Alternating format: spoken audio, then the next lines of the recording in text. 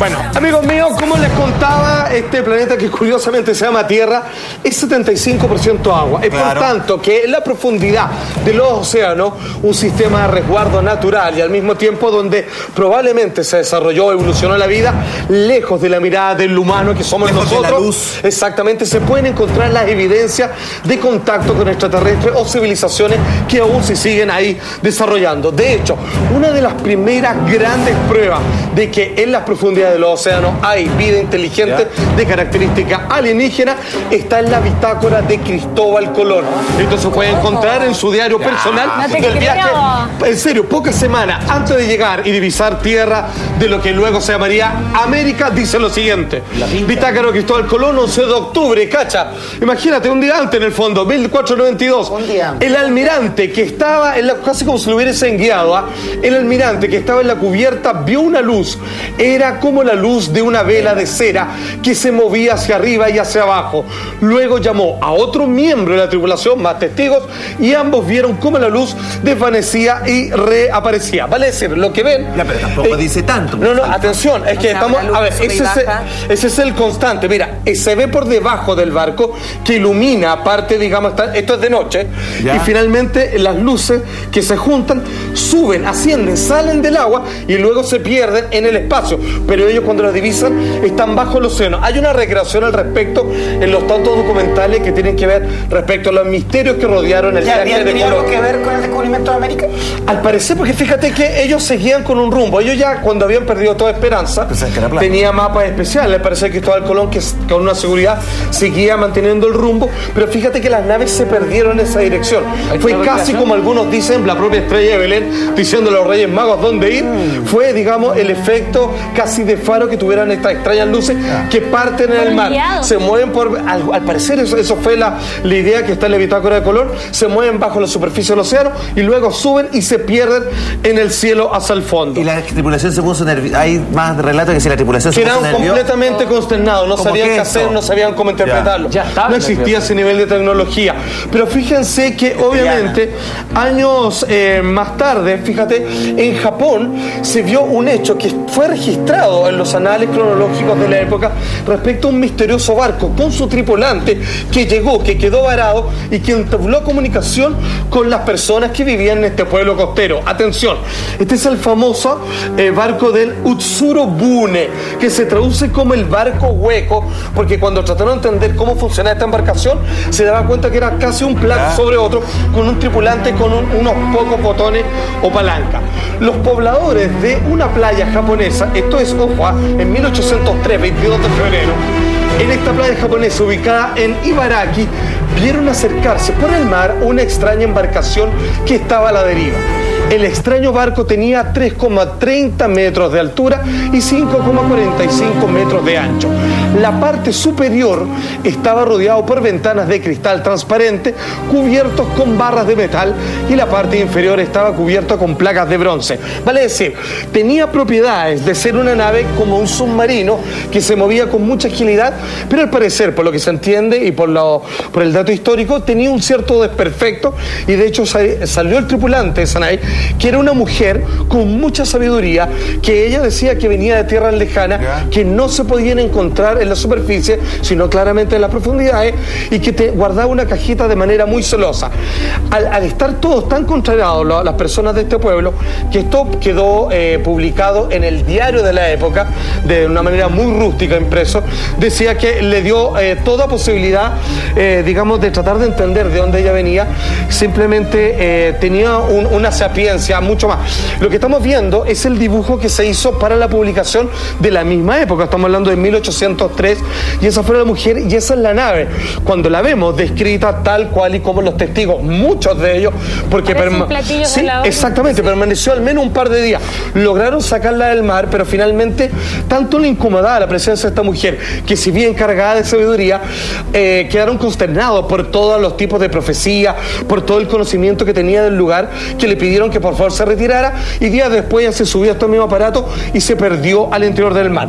Cuando le preguntaban a ella de dónde venía, derechamente decía que venía de una civilización superior que no la podían encontrar en la superficie de la tierra, vestida con trajes muy raros para la época. Ella, que hablaba un perfecto japonés, se sumergió sumergió en las aguas y se perdió para siempre. Para solo nunca más volvió. Entender las proporciones. Nunca más volvió. Solo entraba una persona en esa cápsula. Era para una persona, era un vehículo, digamos, unitario, para una sola persona. Se supone que esta mujer que apareció tenía cuerpo y... Normal, tenía facciones que reconocían como humanas, pero tenía costumbres muy extrañas, en la forma en qué cosas comía, que no. Su ropa, decían que era muy preciosa, con ropa con muchas cosas que destellaban, que podían ser cosas electrónicas, de luces, pero que ellos lo confundieron por joyas, decían, pero eran joyas que brillaban y que no se apreciaban a nada visto hasta aquel momento. 3,3 metros de largo. Exacto, es la altura de estas personas. Absolutamente, tienes toda la razón, y agachadita, claro, y era más alta que el común de los japoneses en aquella época. Y era una mujer, y en aquel tiempo también, sí, las civilizaciones van subiendo un par de venía de una civilización. Exactamente, que no se podía encontrar en la superficie de la Tierra. Pero fíjate que pruebas que el día de hoy alguien podría ir a visitarla son las famosas ruinas submarinas de Yonaguni, no me quería equivocar en la pronunciación. Quiero mostrarle qué es esto, que también se encuentran obviamente hoy en día, Asia. 2013. Exacto, pero atención con los datos que se le hizo prueba de carbono 14, de cuánto datan, las vamos a ver, atención. Pero dice, las ruinas submarinas de Yonaguni son un conjunto de estructuras descubiertas en 1985, hace muy poco, ojo, en las que se aprecian túneles y piedras talladas, tremendas, que aquí viene la pregunta, si es una ciudad que se sumergió con el paso del tiempo a través de un tsunami, o que fueron construidas y por la estructura de canales que tiene ya bajo el agua. Bueno, en las que se aprecian túneles, piedras talladas. Existe la teoría de que estas ruinas fueron parte de la civilización de Mu. Esto es previa a la Atlántida. Están en algunos escritos antiguos donde la civilización, que fue la segunda gran civilización del hombre, que decayó en absoluta decadencia, luego vino la Atlántida, que le pasó lo mismo, y luego venimos nosotros. La Mu fue hace 2 civilizaciones anteriores, cuya habría sido similar también al continente Atlante, la que estamos viendo. Exacto, estos son pruebas que hasta el día de hoy tú puedes visitarla. Se trata de una estructura, tiene 120 metros de largo, 40 metros de ancho y 20 metros de alto. Es muy compacta. La última vez Yonaguni se encontraba fuera del agua, parte de ello siempre sumergido, pero la última vez, y aquí viene lo curioso, lo que los historiadores, los antropólogos, ciertos arqueólogos se agarran la cabeza. Fíjate que dice que la última vez que eso estuvo en la superficie de la Tierra fue alrededor del año 8000 antes de Cristo. 8000 antes de Cristo. Eso vale decir 5000 años antes de lo que ya es complejo que las pirámides de Egipto. 5000 años antes. A ver, para que ustedes entiendan, la escritura del hombre es un poco anterior a los 5000 años antes de Cristo. Cuando estamos hablando de 3000 años antes, vale decir que el hombre apenas estaba en un estado primitivo saliendo del estado animalesco.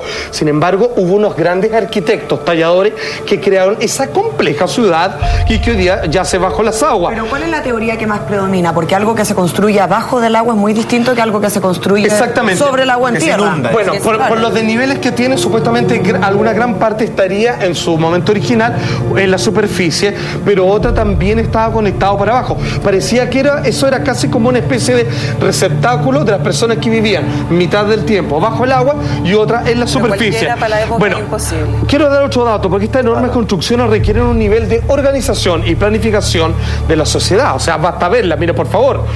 Tal que los historiadores no aceptan que esto pudiera existir hace 10.000 años, porque obviamente no está la complejidad. Lo que estamos viendo es una recreación tridimensional. Claro. Antes vimos, esos son reales. Ahí vemos un buzo. ¿Cacha el tamaño que tienen? Son tremendas, complejas. Miren, por favor, esos túneles que tienen, al parecer, comunicaciones como sistema entre esos. Son como laberintos. Pero claramente eso no se puede hacer por un capricho. Eso no es ornamental.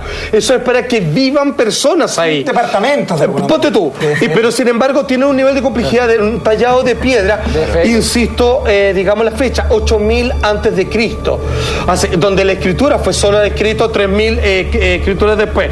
Atención, tenemos una escritura de un dicho de Graham Hancock, que le ha escrito, al igual que Eric von Däniken, varias teorías respecto a estas ciudades que no concuerdan con la fecha de fabricación.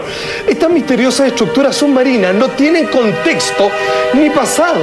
Parecen haber salido de la nada, dice él, dado el estado de modernidad, pero siendo que el carbono 14 dice que son tremendamente antiguas. Resaltan porque están fuera de lugar y de época.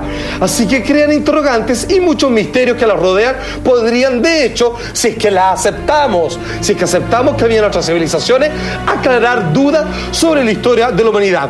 El gran gran Graham Hancock, recomiendo todo y cada uno de sus libros, sociólogo, y en este caso citamos parte de su escrito del inframundo, los misterios de los orígenes de la civilización. Bueno, quiero dar, él se está refiriendo frente a esta ruina, pero también hay una frase de Masaaki Kimura que habla respecto a, en estas ruinas, ¿cierto?, de Yonaguni, que se encontraron restos humanos. Y atención que el misterio vuelve a florecer cuando podemos entender parte de los habitantes de aquel entonces. Mira, dice él, en Yonaguni, esa estructura submarina que vimos ahí en Asia, se encontraron fósiles humanos, ojo, así que estoy seguro de que algunos humanos vivieron allí, pero aún queda interrogante de si tenían la tecnología para construir estructuras o cosas de ese estilo. ¿Quién dice esto? Ni más ni menos que un doctor en geología marina, Masaaki Kimura, de la Universidad de Ryukyu. Pero atención, ¿saben qué es lo más extraordinario? A ver, estas ruinas son reales, submarinas, datan de hace 8.000 años antes de Cristo. Entendemos que los expertos, digamos, como por ejemplo eso en geología marina, se agarra la cabeza y no entiende, digamos, cómo civilizaciones anteriores, digamos, en esa cantidad de miles de años a Cristo, pudieron haber hecho tal nivel de complejidad arquitectónica. Pero más, porque esto no puede ser casualidad, más maravilloso aún es la conexión que tienen esa ruina submarina con otro misterio más grande en el cual hace poco también se encontraron pirámides. Viejo, esto no lo van a creer y lo muestro sin falta a la vuelta de comercial.